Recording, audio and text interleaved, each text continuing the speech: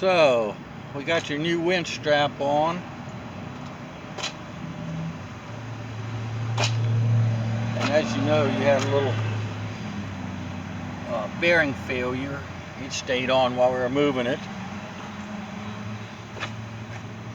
And we're getting ready to trim your motor down. As you knew, the trim wasn't working. We're going to trim it down and start it up to do the rest of it, which was check the oil.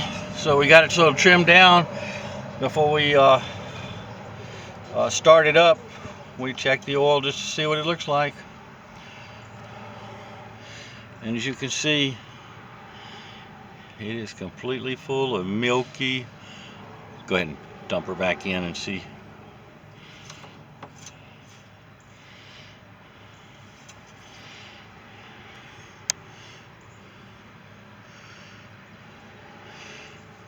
Milky oil, and we had a little conversation about who winterized it and didn't get a definitive answer on that. So here we are right now.